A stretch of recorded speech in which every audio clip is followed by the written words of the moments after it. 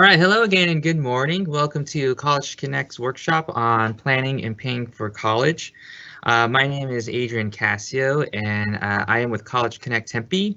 I'll also be your host for today's workshop. I want to thank you all for joining. And today we have a couple of presenters, Jacob Zarati from ASU, Kyla Timmons from Northern Arizona University. They're both going to be talking about more in depth about planning and paying for college. If you missed out on part one that we did last Friday, you can actually check it out if you go to our website, which is on the bottom of this screen, collegeconnecttempe.org, and you can actually check out the video for that. Just so you all know, this presentation will be recorded, so if there is anything that you missed today, you can always go back and check out the recording if you go to our link. Before we get started, a couple things to know about if this is your first time joining one of our virtual workshops. We have a Q&A section. In that Q&A section, you can ask questions at any point during the presentation. After the presentation, we are going to have a Q&A portion. So if you ask a question at any point, we'll just make sure to answer that after the presentation. Also, we're asking if you can put your name and your email address in the Q&A section. That information is only going to be seen by the staff running this. It's not going to be posted. We're asking for a couple of reasons because we do send a follow-up email with some links and a survey on how we did. So if you put your name and email, we'll know who to send that to. We're also going to do a raffle at the end. So we'll put your name into that raffle as well. Just a few things about College Connect. If College Connect Tempe is new to you, aside from doing presentations, we also offer some other resources and services. So typically we do workshops here at the Tempe Public Library. We'll probably be doing some more virtual workshops in this coming year. We do offer incentives so people who participate in some of our workshops and other services, you can enter to win a $500 scholarship. Actually, I think it's increased as well. So keep a lookout for that. A big thing to know about is we offer one-on-one advising. So whatever you hear today and you have some more questions, would like some more one-on-one assistance, if you go on our website, you can actually make a request to meet with a College Connect advisor. And the great thing about that too is, let's say you want help with a specific school in mind, we can connect you to our college partners. So Jacob and Kyla are example of our college partners, so we'll connect you to the people that you need to speak to. Again, if you go on our website, we have plenty of resources, especially a lot of resources regarding changes and updates with COVID-19 going on. So please check out our website. We're always updating it with the latest information. And an example of some things we can offer, College Connect, we don't just do everything strictly college, but we also support you with career readiness, so resume writing, career exploration, helping you with mock interview, in addition to doing college applications, scholarship, looking for scholarships and actually helping you with writing scholarship essays. If you're not even sure what you want to do, exploring programs. Right now we do have a student who is providing math tutoring, and will assist you with filling out your FAFSA. So again, this is our information. We'll make sure to send this out to you after this presentation. And now what I'll do is just so you can put some faces to who's speaking today. Let's see here. So again, hi, my name is Adrian Cassio, and I'm here at the Tempe Public Library, and I help support College Connect. What I'm going to do next is just share our presenter screen. So Kyla, I'm going to share your screen next, and you can say hi to everybody. All right. Hi. Hi, everyone. My name is Kyla. I work for NAU. So currently I serve as our coordinator of Phoenix Metro Recruitment. I actually live down here in the Valley. I live in Gilbert. So I'm feeling the pain of how hot it is right now. But anyways, I actually am an alum of NAU. So I graduated back in 2015 with a bachelor's degree in psychological sciences and a minor in Spanish. And I'm also an alum of ASU as well. So I got my master's degree there last year in education, so I do like to call myself a lumber devil because I'm half lumberjack, half sun devil. So nice to meet you all. Thank you, Kyla. Now, Jacob, I'll share your screen. Hi, everybody. My name is Jacob. I work at ASU. I'm a first-year recruitment coordinator. I work specifically with the Tempe Union High School District, also some other schools like Tempe Prep.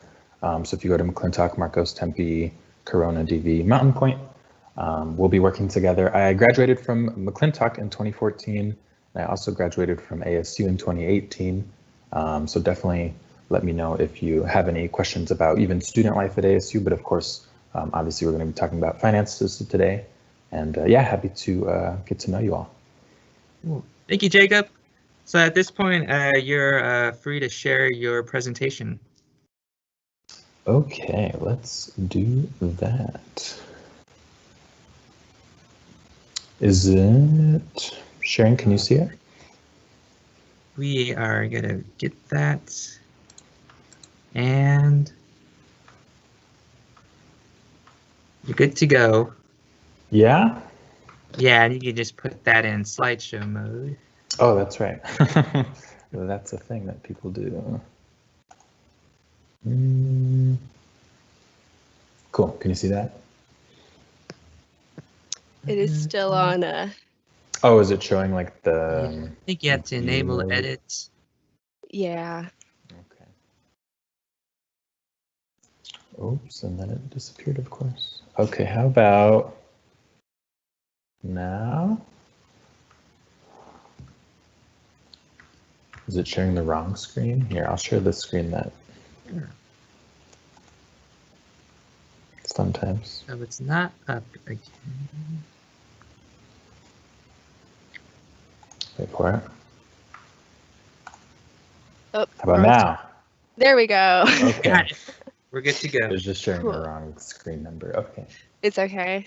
Technological difficulties are a major struggle right now, I feel like. So yeah, anyways, again, my name's Kyla. I'm going to go ahead and start off this presentation.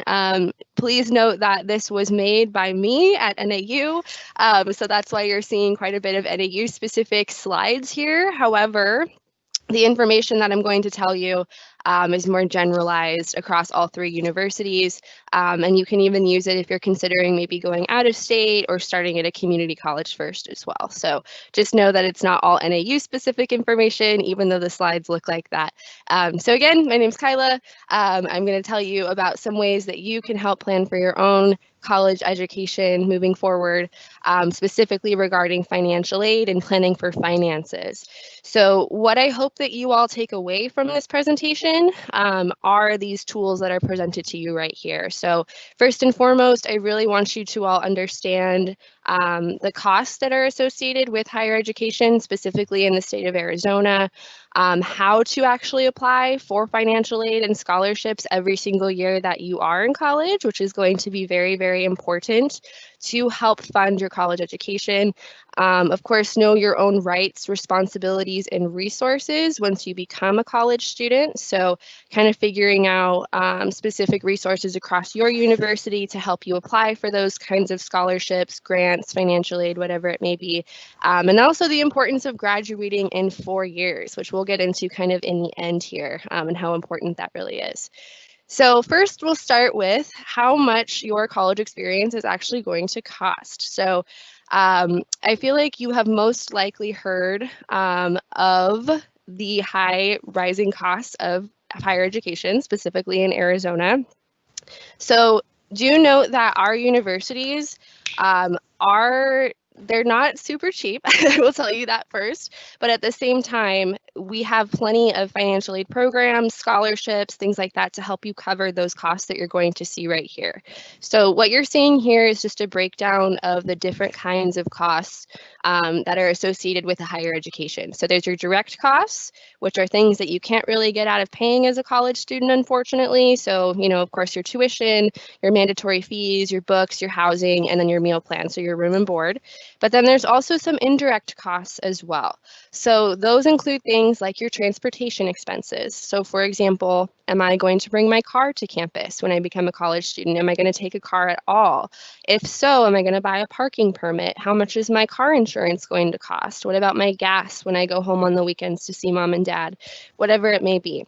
If you're going to school out of state, also, for example, how much are my plane tickets going to cost? How often am I going to come home to see my family if that's the case?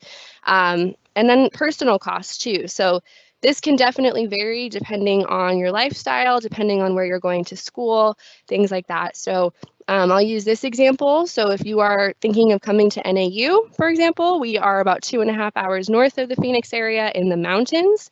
So with that, it snows, right? So for those of you coming from Phoenix who've never really had to worry about buying snow boots or a snow jacket or things like that, that would be another cost that would be associated with coming to NAU, is just making sure that you have those personal resources to make yourself comfortable once you get to the university or college that you're going to. So every university, keep in mind, or college also has their own unique cost of attendance. So cost of attendance means basically your direct costs and your indirect costs combined. So financial aid specifically is designed to cover those direct costs that you are seeing in front of you right now. So Jacob, go ahead and go to the next slide. Mm-hmm. So with that, basically your net price. So this is the amount of money that you will either have to be paying out of pocket or borrowing through the form of student loans. So is the sticker price, basically your cost of attendance that I just showed you, minus the grants and scholarships that you will be eligible for, equals the amount that you will either pay out of pocket or you will borrow through the form of student loans. So next slide, please. So now kind of moving on to what exactly is financial aid, right? So you've probably heard that term many, many times, maybe from your brothers, sisters, family members, friends. But really, financial aid simplified is just money that helps you pay for college. So we do not expect you to be paying these amounts out of pocket. So again, your tuition fees, room and board, things like that. At each of our universities, I will tell you on average, it is anywhere from $22,000 to $25,000 a year for each year that you're in our universities if you start as a freshman, for all of those direct costs combined. So some of ours are a little lower, some of ours are a little bit higher, but really financial aid that you're seeing right here is designed to help cover those costs.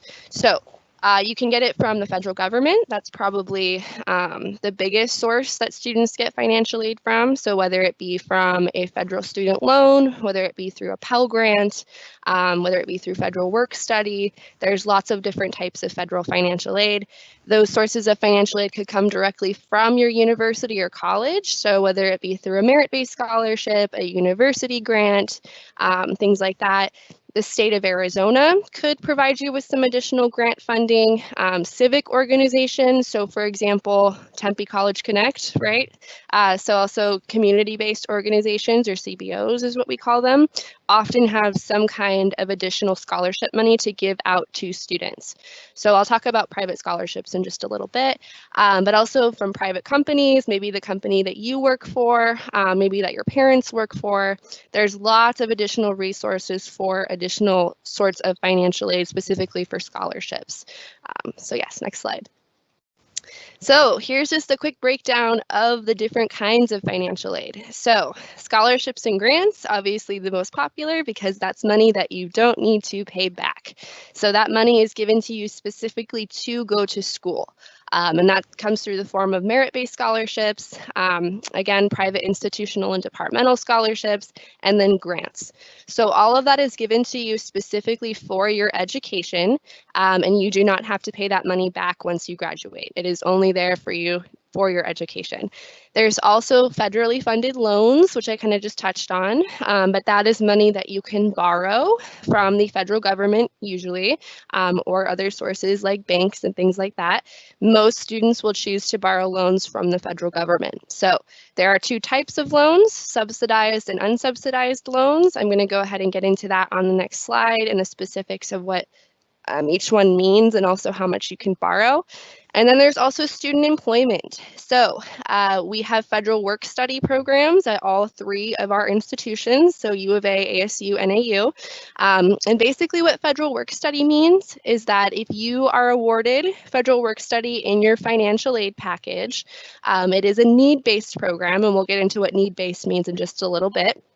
But if you are awarded federal work study, you will have the opportunity to actually get a job on campus at whichever university you go to. And usually any student worker position is federal work study eligible for the most part. So it could be working, at a front desk at the gym, working at Chick-fil-A, doing kind of whatever. And with that, you actually do get a biweekly paycheck, just like any other job. You usually get paid anywhere at the minimum wage for the area that you're living in. And with that, you work about 20 hours a week, you get that paycheck, and then from there, you will actually be designated to handle that paycheck to apply back towards any charges that you might owe the university. So that's how it works. And with that, again, it is need-based. So you do have to have some financial need to actually be awarded federal work study. So kind of moving into the really fun stuff. I know everybody likes to talk about loans. I know that it's not the most exciting thing to talk about, and it's a pretty scary word right now, student loans, because, I myself have some student loan debt. I feel like most folks my age do, but just know that it's not the scariest thing out there. Sometimes it is necessary to help you get to where you need to be education-wise.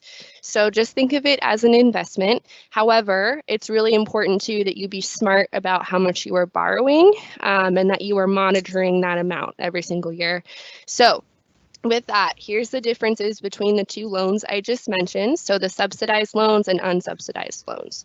So subsidized loans basically mean that you borrow the money that is given to you every year, and that money does not accrue interest while you are in school. So usually when you're borrowing loans in the real world, there is an interest rate associated with that. So whether you be borrowing from a bank, from the federal government, so be it. So if you do borrow a subsidized loan, your loan does not accrue any interest while you're in school. It only starts building interest after you graduate from school, and they give you a 6-month grace period as well. The unsubsidized loans do accrue interest while you were in school, keep in mind. So as soon as those loans hit your student account, you will start building interest on those loans throughout the entire time that you are borrowing them. And then there's the Parent Plus loan. So this should really only be taken out, in my opinion, if you absolutely need it.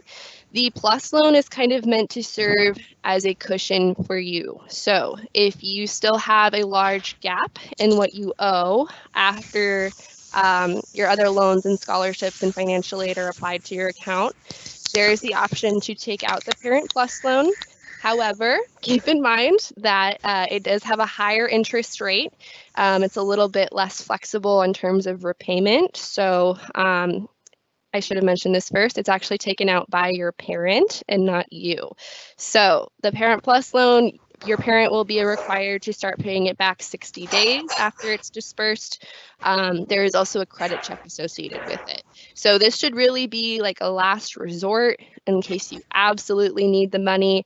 Otherwise, I would recommend, so you don't have to end up doing this and so you don't have to end up taking out student loans, start looking for those private scholarships way far in advance. And also make sure to keep your grades up this year. So I know that most of you are seniors this year.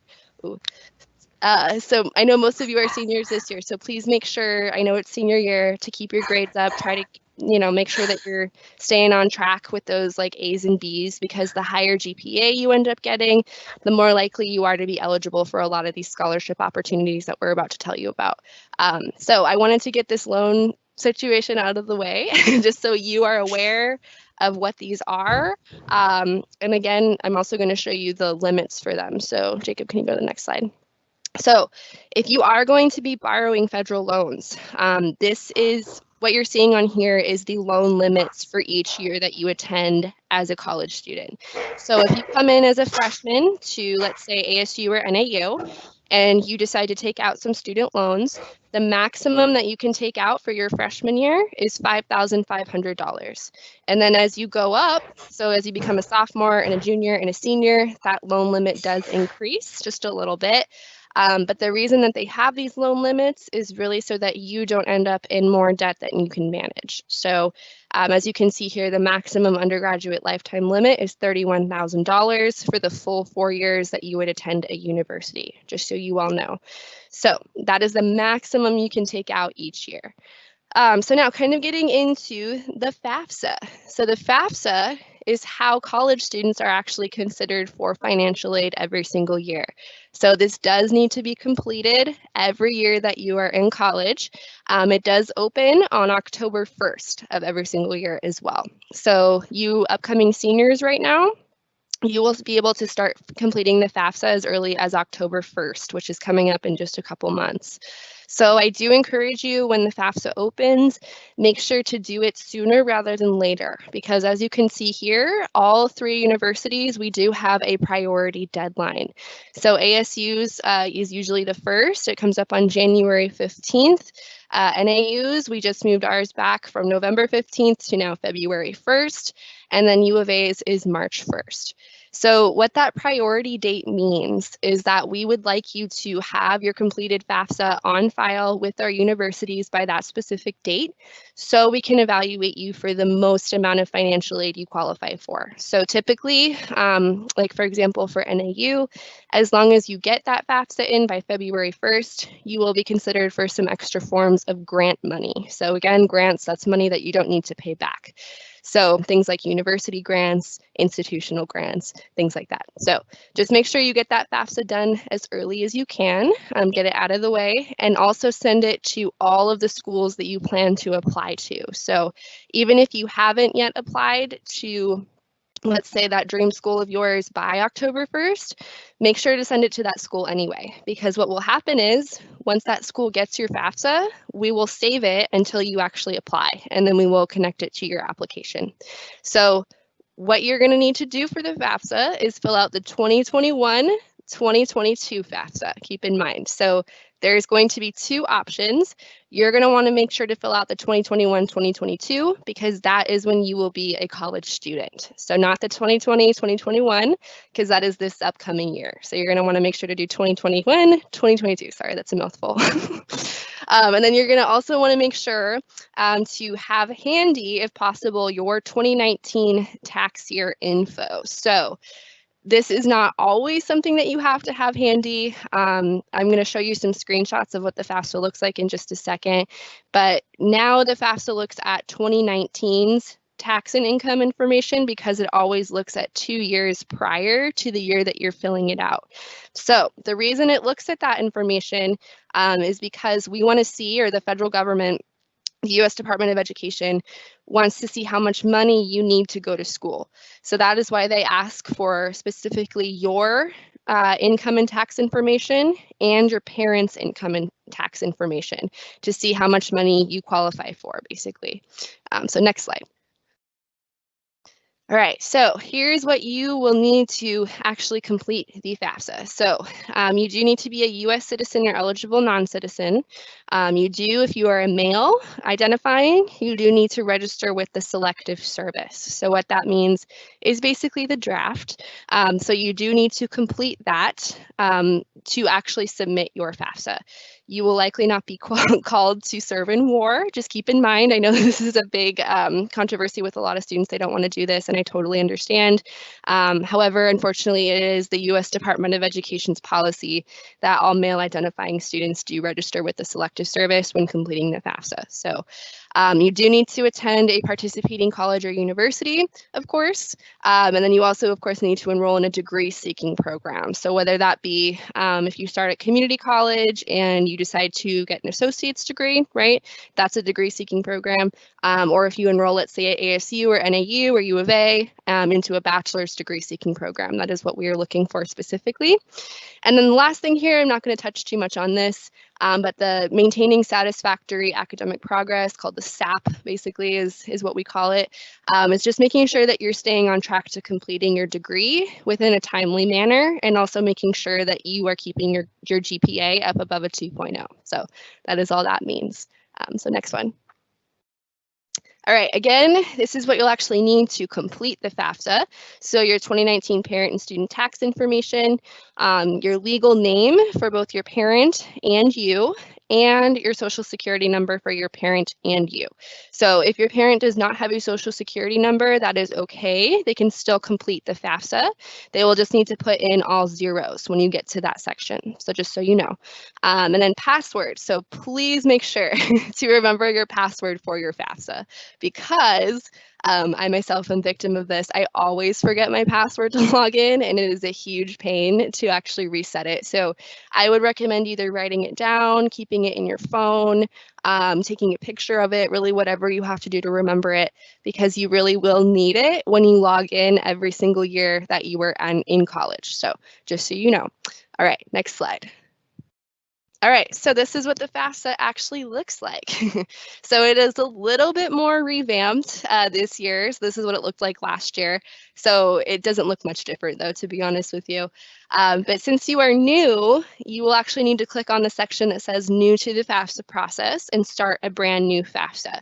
So once you've already completed it once, you won't actually need to log back in and complete all of the other sections the next time you log in, because everything else will be filled in for you, which is nice. So you'll only really have to do all of the different sections together at one time, and that's the first time that you do the FAFSA. So it is also available in Spanish as well. So before you actually log into the FAFSA, go ahead and go to the next slide. You will need to create something called an FSA ID. So FSA means Federal Student Aid. And basically what this is just to verify your both your eligibility to complete the FAFSA and your identity. So to actually create it, you will need to go here, and then there should be a little button that says create your FSA ID on there if you're doing it for the first time. It will ask for your social security number, keep in mind. In addition, your parent will also need to create an FSA ID as well, so that they can log into your FAFSA and so that they can also confirm their identity. So once you create yours, right after that, I would just have your parent complete theirs as well, so that you can get it both out of the way. And if that's the case, both of you can actually log into the FAFSA at different times to complete those sections that you need to complete. So makes it a little bit easier. Also make sure to have your parent write down their password as well. So just a word of advice. And then next slide. So once you actually get into the FAFSA, this is what it looks like. So this is a screenshot that I just took yesterday. So this is actually what it looks like right now. And as you can see here, there are about 7 different sections. 2 of the last ones are pretty easy. It's just signing and submitting. Ooh. There we go. It's just signing and submitting and then actually confirming it. So really it's the first 5 sections or so that you will need to focus on. So as you can see here, there will be a section about your student demographics, so just a little bit of information about you. The second one is where you actually choose which colleges or universities you want that FAFSA sent over to, and you can add up to 10 at a time, so just so you know. So if you're applying to more than 10 universities, you might need to go in and add some more at a later time once you send it to the other ones. But if not, you can easily fit all the universities you're applying to on that page. It will also ask for things like your dependency status. So this is going to be a really important thing when completing the FAFSA, and an important thing for you all to know about. So you can either be a dependent student or an independent student. And usually most students, I would say, are dependent students. And what that means is that you are under 24, you are not married, you do not have children, you are not a veteran, and you are not legally emancipated from your parents. If you are any of those other things, you will automatically be considered an independent student, and we will not be asking for your parents' tax or income information. If you are a dependent student, the FAFSA will always ask for your parents' tax and income information, just so you all know that as well. So if you are considered independent, that whole parent section that you are seeing right there will be grayed out. If you are not, they will ask you to complete that section as well. So I think this is where I pass it off to Jacob. So go for it, Jacob. Cool, thank you. Sorry for the background noise earlier. I live with 5 people at the moment. So yes, so the FAFSA is what's going to determine your financial needs. So again, this information is going to the U.S. Department of Education. So going way back to the beginning of the presentation, so it's going to be your cost of attendance minus your expected family contribution, which is going to be based on your parent income information, your income information, the things that you're submitting on the FAFSA, equals your financial need as determined by the Department of Education. So it's all based on your FAFSA information. Again, you'll submit this year to year. I know even like year to year, your information can change. So for example, like my parents are divorced, and then like my parents would switch off who would claim me on their taxes. And so if I was filing with my dad's information one year, I would have a higher financial need because my dad's income was lower than my mom. So even year to year, this information can change. So keep that in mind as well. But let's go to the next slide. So yes, verification. So in addition to submitting your FAFSA, sometimes the colleges and universities that you've sent the FAFSA information to will ask for some additional verification information. As well, the Department of Education will also select a certain, just a random percentage of applicants for verification each year. It's just to maintain quality assurance and, make sure everyone's doing what they need to be doing. And then sometimes too, like from ASU's perspective, like we will ask for verification documents if potentially you are eligible for one of our tuition-free programs, which we'll talk about. So be sure to complete those verification tasks. You'll see them in your student portals at the different colleges and universities that you are applying to. But keep in mind that in addition to the FAFSA, sometimes, not always, but sometimes there might be some additional information that the Department of Education or the schools are asking for in case there's any discrepancies on your FAFSA. So be sure to be checking in on that. So yeah, how financial aid is dispersed. So again, financial aid is that big umbrella term, scholarships, grants, loans that will be paid for charges to your student account. So going back to those direct costs like tuition, fees, housing, meal plan, things that would be charged to your student account at a college or at a university. So housing, tuition and fees to be paid in full each term, housing split into 4 equal payments each term, meal plan split into 4 equal payments each term, and then other charges, which could be maybe you're using like the print services at the university, or maybe if you're using like, just to give an ASU example, like health services or something that's part of the university, but that would be charged to your student account. And I think Kyla, maybe you can jump in. Are these like the tuition fees each term, housing split 4 times? Is that specific to NAU? Yes, and I'm sorry if I didn't change that, but No worries. The way it works usually though, so like I also have some experience at ASU, so correct me if I'm wrong here, Jacob, but for example, if you have to go onto a payment plan, which means that typically you'll have some additional charges left over after your financial aid is applied to your account. So, your scholarships, your grants, your loans, if you have any additional charges on there, you will have the option to enroll into a payment plan if you would like to. So that's what this is referencing is usually tuition and fees, they do need to be paid in full at the beginning of the semester. If they're not, you will also be enrolled into a payment plan, just like with your housing charges and with your meal plan charges as well. And that's only if your financial aid does not cover all of those charges, right? So if it does, and you have one of the tuition-free programs that we're going to talk about, you won't have to worry about that. But if you, let's say, only have like one merit-based scholarship, you're taking out some loans, you might have some additional costs after that. If you want to enroll into a payment plan, you can do that, or you can pay it in full at the beginning. It's entirely up to you. So speaking of scholarships, so when you are applying to the in-state universities, you are considered for merit-based scholarships. So just like we'll talk about each university. So this is going to be based on your GPA from your high school and then maybe some additional factors. So usually most students will send us a transcript when they first apply. And then sometimes there's also the option to self-report your grades. And then the students will also send us a second transcript, their final transcript, when they've graduated from high school. There you can see at the bottom, like once you've sent that updated transcript, that final transcript with, for example, your final senior year of grades, then you would want to contact your admissions rep to be like, hey, can I be reevaluated for a scholarship?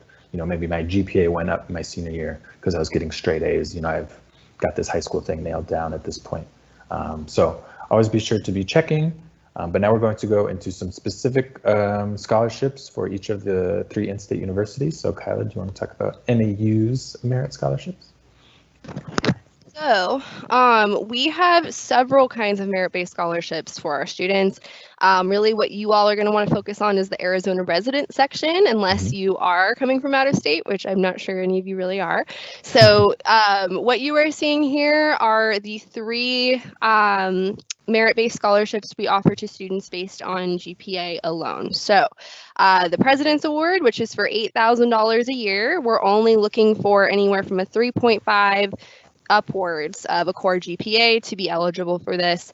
The Dean's Award's $5,000, anywhere from a 3.0 to a 3.49 will get you the Dean's Award. And then the Opportunity Scholarship, which is $2,500 a year, will be anywhere between a 2.9 and a 2.99. So keep in mind also, we are a test optional university, so we do not look at ACT or SAT scores, both for admission or scholarship purposes. So as long as you come in with those specific GPAs, you will automatically be awarded, basically. And I'm going to have you click the button one more time, Jacob, so I can talk about one more. We also have the Lumberjack Scholarship at NAU. So this is our tuition-free program, if you will. This covers your full tuition for all 4 years at NAU. And it's a little bit more specific of what we are looking for the Lumberjack Scholarship. So we are looking to see that you do have at least a 3.5 core unweighted GPA. You do need to be working towards completing all 16 core classes by the time you graduate from high school. So in addition, in all of your core classes, you can only have A's and B's, so no C's, keep in mind. If you do need to retake a course for the Lumberjack Scholarship, you are welcome to. However, just know that we only accept 1 retake of any core class. So if you have multiple retakes, we can't unfortunately award you. It is only 1 retake. So this is a little confusing, I know. The Lumberjack Scholarship has a lot of stipulations. So if you do think that you qualify for this and you want to be evaluated, please make sure to touch base with me. And I can give you all my contact information at the end of this. Once you actually apply to NAU, so if you're thinking of applying to NAU this next year, you can start applying on July 1st, which is in just a couple weeks. Once you apply, if you think you're eligible for the Lumberjack Scholarship, please get into contact with me and I will tell you exactly which grades you need to get during your senior year to be eligible for it. So just so you know. Cool. So at ASU, of course, there are merit-based scholarships as well. We always refer students to the scholarship estimator because year to year, our scholarship amounts can change, our criteria can change.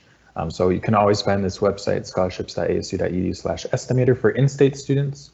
The awards range from $2,000 per academic year to up to $10,000 per academic year. So a little bit different from NAU. We are test optional in terms of admission, but in terms of scholarships, we do require an SAT or ACT score, or you can send us both. We will take whichever one is higher. So there you can see on the screen so an SAT or an ACT, and we're also going to use your GPA or your class rank, again, whichever one is higher, in order to evaluate you for a scholarship. So it's not like any separate application you have to they have to fill out. Students will will let us know what their GPA is when they apply. Usually they'll send a test score as well when they apply or shortly thereafter. And then keep in mind too, when we're talking about GPA, with our 3 in-state universities, we're talking about core GPA. So it's only 16 courses, 4 years of English, 4 years of math, 3 years of lab science, 2 years of social studies, 2 years of the same foreign language, and 1 year of fine arts or career and technical education. So it's just 16 classes. What that usually means, and Kyla, I don't know if you've ever seen this, but it almost always means that your core GPA, again, the GPA that the in-state universities are looking at, is lower than what you'll see on your high school transcript, because of course your high school transcript includes all your high school grades, you know, a lot of electives, or at least in comparison to what the in-state universities consider core classes. So keep that in mind as well. You can find a calculator on our site here, the scholarship estimator site at ASU. You can find a calculator where you can actually like input your grades to try and figure out what your core GPA is, because it's not going to be something that appears on your high school transcript, but just keep that in mind. And then for ASU, obviously a lot of tests, standardized tests have been canceled recently in the spring and over the summer. So for fall 2021, students will have until May 1st of 2021 to send ASU an ACT and or an SAT. Again, you can, we'll use whichever score is higher. You can send us multiple scores. So while you may have not been able to take a test, you know, in the spring or the summer, there's still plenty of time, May 1st of 2021, if you are applying for fall of 2021, to send us a test score. So. And then I'll cover this one. So this is the U of A specific, U Arizona, I'm sorry, specific merit-based scholarships that you could be eligible for. So in terms of test scores, they are still semi-test optional as well, because as you can see here, you can still qualify for a merit-based scholarship with no test score or a lower test score than a 22 on your ACT or 1100 on your SAT. But this is just the matrix that they use. So if you are curious to see what you might qualify for right now based on your own specific test scores and GPA, this is exactly the matrix that they look at to determine what you are eligible for. So I will leave it there. So, okay, I'm not unmuted, cool. So for merit-based scholarships, so these scholarships are available to students. They're renewable for up to 4 years. They do have renewal criteria. So a cumulative GPA requirement. I know at ASU it's 3.0 for our merit-based scholarships. Is it different at NAU? Is it the same? Do you know, Kyla? I assume it's like a 3.0. Yeah, it depends on the scholarship. So okay. like for our lumberjack scholarship, for example, that one is a 3.0. The opportunity scholarship, I believe, is a 2.5. So this is where it becomes really important, I would say, to make sure that you know the renewal criteria for the scholarships that you specifically have. For the most part, for us, we're only really checking at the end of each spring semester for your GPA, your cumulative GPA at the university, keep in mind. And also, sorry for stealing your thunder, Jacob. Oh, no, go ahead. But this is where it's going to come into play, where it's really important that you do graduate within 4 years, because these merit-based scholarships that we're telling you about, they're only good for 4 years. So that is why we do want to make sure that you graduate in 4 years so that you don't end up having to take on some additional debt if need be, if you end up going for a 5th year or for another semester. So it's really important that, you know, you work with your advisor first and foremost to make sure that you're staying on track, and that you are aware of how many credits you need to take per semester to graduate in 4 years. And typically it's anywhere from 12 to 15. For the most part, it ends up being 15 credits per semester, which is about 5 classes. Yeah, and these, you know, part of the renewal criteria, these are like built in to help you keep on track. So there you see on the slide, like, okay, students must attend 8 consecutive semesters, fall and spring. So again, keeping you within that 4-year time frame. And then the academic progression requirement, I'm going back to that satisfactory academic progress. So making sure that you're a full-time student, at least 12 credit hours per semester. But most bachelor's degrees will be 120 credits for the full degree. So 30 credits per year, right? 120 divided by 4. So 30 credits per year. Divided by 2 for each semester, so 15 credit hours per semester, which will of course make you a full-time student and all that. So it's built into the renewal criteria, and then obviously you'll have your academic advisor at your college, at your university, who will be there to make sure that you're on track, answer any questions about, you know, which courses do I need to stay on track, et cetera, et cetera. So now we're going to talk about some additional financial aid opportunities. So we'll start with a couple of ASU programs. So this is moving away from scholarships and going towards grants. And I guess the next one I talk about will be a scholarship. Anyway, the College Attainment Grant at ASU, there you see the criteria. So an Arizona resident, so most of you on this call, if not all of you, you're going to need to be a first-year student enrolling in the fall semester immediately following graduation. So say you're graduating in May of 2021, the end of your senior year, then you would need to be coming to ASU in the fall of 2021. You would need to be a full-time degree-seeking student is another eligibility criteria. So again, at least 12 credit hours per semester, you're seeking a degree, eligible to receive the federal Pell Grant, so that's based on your FAFSA information. And then you would want to complete not only your admission application, your application for admission, but also submit your FAFSA to ASU by July 1st to be considered for this program. And this is a tuition-free program. So this grant, this College Attainment Grant, covers your ASU tuition and fees. And this is renewable for up to 4 years as well. You just need to remain federal Pell eligible, again, full-time degree seeking, satisfactory academic progress. So that's a common theme that you'll hear about with scholarships and tuition-free programs like these. Like, okay, I need to be a full-time student, making sure I'm staying on top of my classes, my grades. So yeah, ASU tuition fees, renewable for up to 4 years. So over the course of that award, you're approaching like $50,000 that you're not having to pay in terms of ASU tuition fees for 4 years. So that's a cool program, I think. And then another tuition-free program that ASU has, maybe some of you have heard of these programs, but the Barack Obama Scholars Program, the President Barack Obama Scholars Program, commonly known as the Obama Scholarship.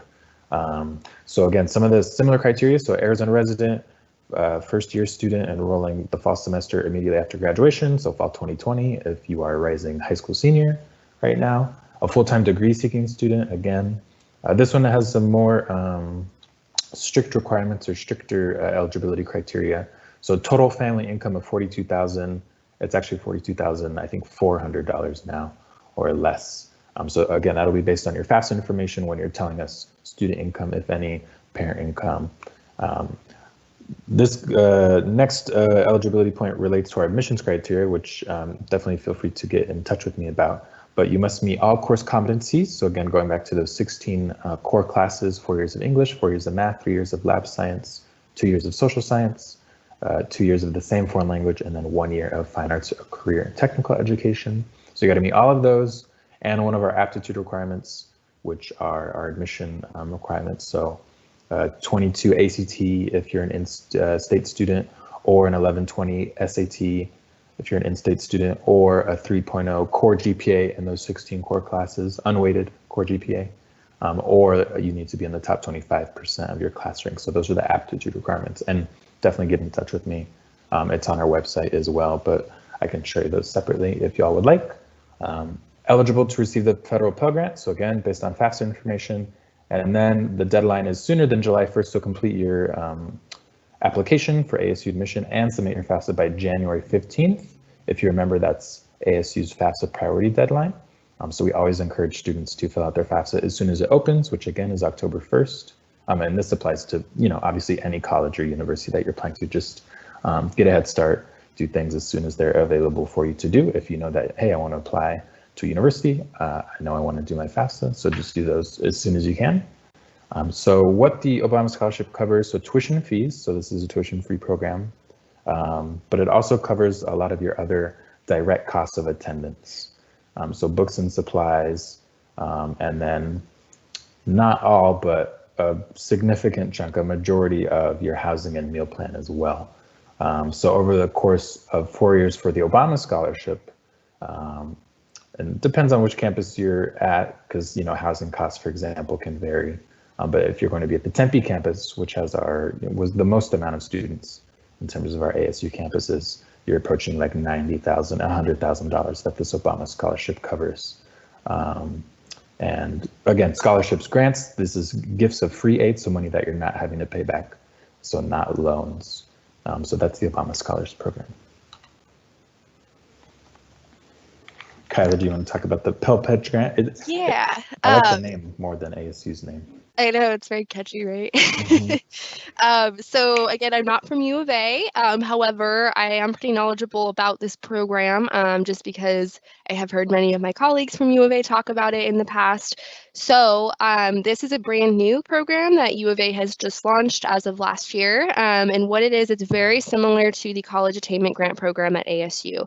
So what it does is, again, it covers 100% of your base tuition if you are Pell Grant eligible. So as long as you are admitted to the University of Arizona and you also have your FAFSA on file by March 1st, again, their priority deadline for the FAFSA, then you will automatically be considered for this Pell Pledge program, and you will receive 100% of your base tuition through the form of grants, which means that 100% of your base tuition is covered for all 4 years, which is great. And then U of A also has, next slide, Jacob. The Arizona Assurance Program. So this is a little bit more of a selective program. I will tell you all that.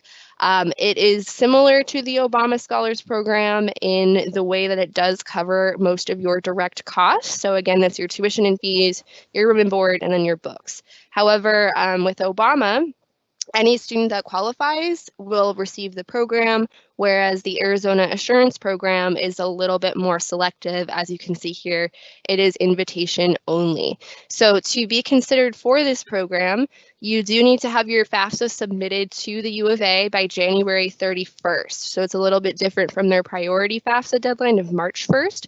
It needs to be submitted by January 31st. The next thing is your total family income needs to be $60,000 or less, as demonstrated on your FAFSA. You also have to have a specific EFC. So again, that's your expected family contribution. And it does need to be $4,000 or less, which usually puts you in the range of being eligible for a federal Pell Grant. The last thing is you do need to have a minimum unweighted GPA, that's your unweighted core GPA, of 3.0 or better in your required core academic courses. So again, the 16 core classes, and that's from the first 6 semesters of high school. So that's up until the beginning of your senior year. Keep that in mind, okay? And what it does is it does cover up to $10,000 during your first year at the U of A. And then as you continue into the program, it covers up to $9,000 per year. And that will be used for your tuition, your mandatory fees, and then your housing as well. So again, very similar to the Obama Scholars Program. However, it is not as much as the Obama Scholars Program itself, but it is still an incredible opportunity if you are thinking of going to the U of A. So keep that in mind. Very nice. So there are, of course, other scholarships which you can apply for. So going back to that list earlier that Kyle was mentioning, like, okay, like the college and universities can offer me scholarships, maybe private organizations, civic-based organizations, different companies, employers, what have you. So definitely start, planning, see what's out there, and then apply as soon as possible. Usually around like August, September, like of this year of 2020 is when things will start opening up for fall of 2021. I know a common like ASU deadline for a lot of our scholarships that you'll find like on our scholarship search website, and obviously each college and university will have these. A common deadline would be like March 1st, maybe even February 1st. So again, early bird gets the worm, right? Like definitely do what you need to do ahead of time, definitely plan. Use your senior year, obviously, to finish strong in terms of high school, but also be sure to be proactive when you're seeking out these scholarship opportunities, because again, scholarships, free money, well, not free money, it's merit-based, of course, scholarships based on your scholarly activities, but money that you're not having to pay back.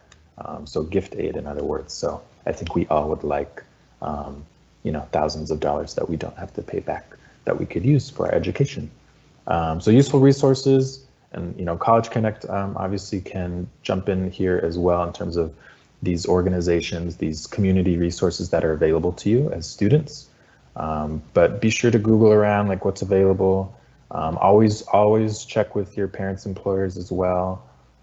There's even like certain scholarships like for students living in Tempe, attending a Tempe Union High School, like the Tempe Diablo Scholarship. There's really all sorts.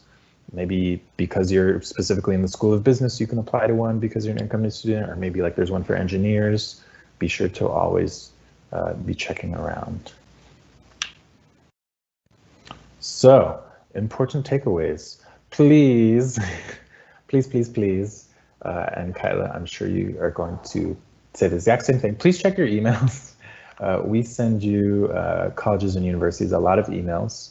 And obviously a lot of us do, a lot of universities, a lot of colleges. But if you are planning on applying, if you're in the application process, if you're in the enrollment process, be sure to be checking your email. That's how a lot of, I guess, adults communicate. I wish we could maybe send you TikTok videos to see if that would engage you more, but emails are cool. So be checking your email, check your student email. If you have like a Gmail, like a personal Yahoo, Gmail, you know, whatever, always be checking your emails, and feel free to reach out. You know, we'll share our email contact information as well. Check your important to-do list items. So like on your student portals for colleges and universities, they'll give you the information like, okay, here would be your next step. You know, here's something that you're still missing. Maybe it's FAFSA verification, or there's a hold on your account because you're not, you know, haven't registered for an orientation session yet for incoming students. And then understanding your resources. So again, there's a lot of information out there. You just got to be proactive. Make sure to ask questions if you don't know something. Like, please ask questions. Don't just sit there in the dark. Like, we're here to help you. It's literally many people's jobs to help you. So whether it's navigating websites, understanding university policies, getting in touch with your academic advisor, scheduling appointments with financial aid, you know, talking to your admissions representative about, you know, admissions requirements. Did you get my transcript? Whatever it might be. Always be sure to be in communication, I guess, is the common theme with all three of these points. So be in communication, check your email, check you know, the colleges, universities communications to you, check those checklist items, and then be in communication with us in terms of getting those resources that you need to make an informed decision, right? Like, so obviously not all of you want to come to ASU or going to come to ASU, NAU, U of A, whichever community colleges, Rio Salado, what have you. But just make sure you have all the pieces of information before you make that final decision. So if you've applied to all three in-state universities, make sure you've got all your ducks in a row. You know exactly what your financial aid package is going to be, exactly which scholarships you're receiving or have applied to, all the information before you make that final decision about your future. Anything to add on this slide, Kyla? I think you covered most of it, yeah.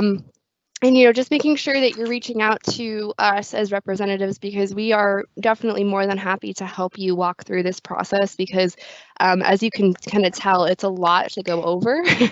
And we could probably keep going for like another half hour to an hour, to be honest with you, because financial aid is just, there's a lot to talk about and there's a lot to understand, especially if you are just starting out with this process. So yeah, that's all I would add. Make sure that you use us as reps, because we are more than happy to help. And I think that we should be dropping our contact information for you all in the comments pretty soon, just so you have our email addresses as well as phone numbers, so you can reach out if you do have any additional questions after this. So yeah, that is about all I've got for you all. Should we go ahead and move to questions? Do we have time for that right now? Yeah, so I will maybe stop sharing my screen. There it goes. Awesome. Thank you so much, Kyla. Thank you so much, Jacob. A wealth of information. Honestly, I wish someone would have given this presentation when I was in high school, because it would have really helped me make some different decisions. So right now, we are going to open to the Q&A. What I would like to remind our attendees, if you haven't done so already, if you could please, again, in the Q&A section, if you can please submit your name and your email, and that only gets seen by the staff here. So that's not going to be posted out on this recording. Again, that'll help us to send a follow-up email to all of you with some links on this presentation and other resources. And you'll also be able to enter your name for the raffle right after this. So we already got a wealth of questions. What I'm going to do is I had time to post them here on the presentation. So we're just going to go through each question. We have What I will say, it is already 11 o'clock, so we can still go through some of these questions if people want to hang out, and we'll capture it on the recording. If there are any questions we can't get to, or we need to follow up with your information, well, we're actually, what Kyla mentioned is they're posting their information as well, but we can go ahead and try to answer a couple of these. The first question is, will universities, colleges look at both weighted and unweighted grades?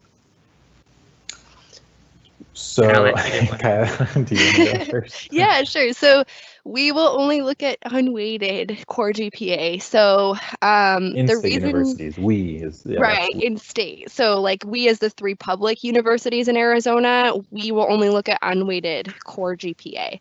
And really the reason for that is because there are lots of different schools across Arizona that do not offer honors or AP or IB courses for their students. So with that, we really do need to level the playing field for everybody who's applying to our universities, which is why we are not specifically looking at weighted GPA. However, if you are applying to the honors college, so whether it be Barrett at ASU or our honors college at NAU or U of A's honors college, we will look at your weighted GPA and the rigor of the courses that you took. So whether they be honors or AP or IB, dual enrollment even, that is when that will come in handy. So just for regular admission purposes and for scholarship purposes, we are only looking at unweighted core GPA, but the Honors College will take your weighted GPA into consideration. Oh, that was a great question. Thank you. Next one, do in-state universities look at subject exam scores as well? Yes, so, well, I'll speak for ASU. So for the course competencies, there are some course competencies like social studies, for example, or, foreign language, where if you're taking like an SAT subject test, for example, and you get a certain score on that, that can meet a course competency in place of, a specific year of X class. So that is something that we look at, not for all course competencies. So keep that in mind, not for all subject areas, I should say. So be sure to check on each institution's website that you are applying to, because this, will vary school to school. Yes, and I would echo the same thing. We will look at, for example, like ACT scores for your math section or your science section, things like that. Sometimes we can use those scores to help boost your overall core GPA. Mm-hmm. And I'm specifically speaking for NAU. I'm not sure if ASU does this still. Yeah, I know, like the English requirement. Yeah, like if you have a certain like SAT in the English part. Yeah. Yeah, so it is still important if you're planning on taking SAT or ACT. Both of our institutions and U of A, we will only use those scores to help you. We'll never use them to hinder your scholarship opportunities or anything like that. We'll always use them to help either boost your scholarship amounts through the form of your GPA or through the form of getting your scholarship up. It doesn't matter which one, but if you have taken a subject test and you are curious to see how that will boost your GPA, make sure to contact us as reps, because we can tell you exactly what will happen. Yeah. Does ASU, U of A, and NAU have the same deadline for the SAT for May 2021? Kyla, do you know about NAU? So we're test optional. So that's right, for scholarships too. Yeah. So we don't even have a deadline for SAT, but we do have a deadline for the enrollment deposit, which is a little different. That's when you actually accept your offer to the university that you want to go to by paying or deferring your enrollment deposit. And ours is May 1st of 2021. This year it was a little bit later just due to our circumstances with COVID. So we pushed it back to June. However, it's usually in May. And keep in mind also May 1st is National College Decision Day. Are scholarships or financial aid available for those who are striving for a master's degree, a higher degree, or medical school? Yes, I wouldn't have been able to get through grad school without it. I'll tell you that. Especially, I feel like once you get past your bachelor's degree, whether you're going to law school, medical school, grad school, MBA, whatever it may be. Yes, there are lots of opportunities for funding. So especially if you're coming in as like a PhD student, for example, most students who are getting a PhD are fully funded. It just depends on where you're going and what your program is. So yes, there are lots of opportunities for that once you get to a higher level as well. Or maybe you're working, after your bachelor's degree, and maybe your employer offers to pay, for like a master's degree or something like that as well. That's not uncommon. Right. Is volunteering mandatory in college? No. Like or maybe community also, service or for any scholarships you might have? Oh, maybe some scholarship, not our like merit-based scholarships or tuition-free programs. No, I mean, each of our universities has like service like based oriented, like different ways to like get into volunteering, like different volunteering opportunities and like social projects and community organizations and projects, but not mandatory in general. Maybe like for a specific, additional scholarship that you apply to beyond like a merit-based scholarship, but Kyla, I mean, anything to add? Yeah, I mean, some organizations like I didn't do a ton of community service when I was at NAU, to be honest with you. I wish that I had, but I spent a lot of time being a student, so and also having a couple of jobs at the same time. So I didn't really have time for that. But if that's your jam, if you really like community service and volunteering within your own communities, there's lots of opportunities for that within our universities. So again, like Jacob said, there's service-based learning where you can actually take classes volunteering. So like, for example, yeah, like you can go and read to fourth graders at your local elementary school and get class credit for it, teach kids how to read or go and clean up a garden somewhere. There's lots of cool things that you can do. And like, I know there's also student organizations, so student-led organizations whose sole purpose it is to go and serve the communities that they're a part of. So whether it be like serving at a soup kitchen, like there's a different project every single weekend, basically. So that is also available. There are some scholarships that will ask for that information to see like, what have you done during your time as a college student or during high school in terms of community service. And if you're trying to kind of build up your resume, that's a really good opportunity to go and find those opportunities, is just joining these kinds of organizations. Greek Life also participates in a lot of community service as well. So specifically the Panhellenic Greek Life. So yes, that's all I have. Thank you. And this question does make sense because I think more and more high schools are requiring volunteering. So maybe this person has to do volunteering at school as well. I know I had to do volunteering at my high school. So that's true. I guess I did too. Yeah. Here's the next one is there any scholarships available for studying abroad? How many years does a student usually stay at their choice of location abroad? Kyla, can I take this one? Yes, I was going to say you absolutely have this one. So the reason I want to take this one is because I studied abroad 3 times at ASU, and I worked in our study abroad office as a student worker. So yes, there are scholarships and grants available for study abroad, even specific, like study abroad specific scholarships and grants. At least in ASU's case, a lot of scholarships, grants, loans, that financial aid that you're receiving to attend ASU can be used towards the cost of a study abroad program. So it might be the case that you're just paying what you would pay at ASU normally, or maybe there's a program fee that's taking the place of your normal tuition and fees for a semester, say. But yes, there are different scholarships and grants available. So that's obviously, again, something that you would always want to apply to, just like scholarships for attending university. How many years can it? So, I mean, I think there's probably a limit, but in terms of like just to make it specific to ASU, and I think this is something common across universities, but students can study abroad for like up to a year in one program. So like 2 semesters, could be 1 semester long programs, could be a summer program, like 2 to 8 weeks. At ASU, we even have like spring break, winter break programs where you can study abroad as well. So yeah, it'll depend on the program, I guess, is always something to fall back on. Like it won't be like a blanket, like, oh yeah, you can study abroad at all of our programs for X amount of time. Like, no, it'll depend on the program. So be sure to check with the study abroad office at the college or university that you're interested in attending. Yeah. Yes, I agree. I And agree. thank you. That was there was one more question I didn't get a chance to post, but I'm actually doing it real quickly here because this one came as we were doing the Q&A here. Whoopee. So you can all see this. Are all the scholarships given by specific university only apply to that university? Yes. That's a great question. Yes.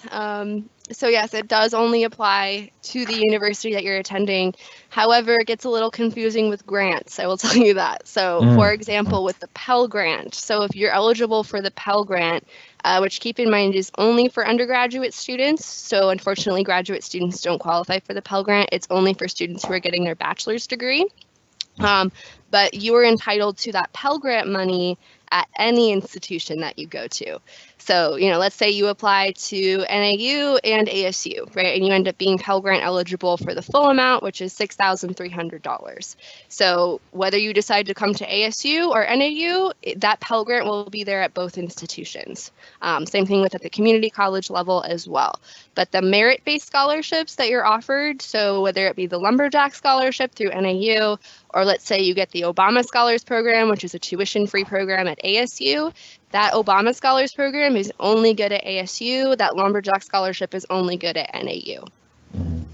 But then it might be the case that, like some private scholarships that are coming from the community or companies or what have you, we're like, okay, we'll give you a $2,000 scholarship for, your tuition. And it's like, okay, now which university are you going to? So tell us. So maybe in that sense, scholarship might follow you. But of course, you're only going to attend, one university or one college. So you would just have to let them know which one that is. But it could be applicable to, whichever institution you decided to attend. Correct. Yeah, exactly. Thank you for bringing that up, Jacob. Of course. If a person were to change universities as a graduate student, does all the scholarship that person attain follow the student too? Not necessarily. Graduate school gets it's a lot more specific. So you're there for a specific reason, usually participating in a very specific program. You usually get funding from that program. So sometimes it depends. Sometimes it can follow you over if it's like a national fellowship or things like that. But if it's specifically funded by your university, no, it won't follow you. Anything that's more like a national scale, like a national scholarship or fellowship, something like that, that will follow you. But if you're specifically funded by your university, it will not. I hope that makes sense. Cool. Thank you, everybody. I want to thank our attendees for sticking around past our time here. So we're going to quickly do the raffle again. You'll have Kyla and Jacob's info if you have more questions. And we're going to do the raffle. We understand if you have to get off. If you have to get off and you win, we will still contact you. You don't have to be on at the moment, but we can go ahead and do that raffle. And we're going to post it up here.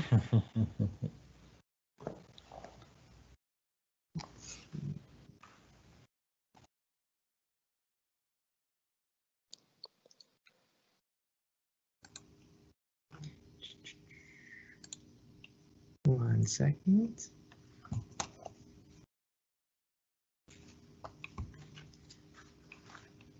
Okay. Actually, you know what? We won't be doing the raffle. We have only one person left. So, you're the winner. All right, so Congratulations, Isabella. Congratulations. We will be following up with you on the gift card reward. So thank you again for hanging around with us. And we'll have the information on collegeconnecttempe.org. Have a great day. We'll see you next time. Bye, everyone. Thank you. Bye, thank you.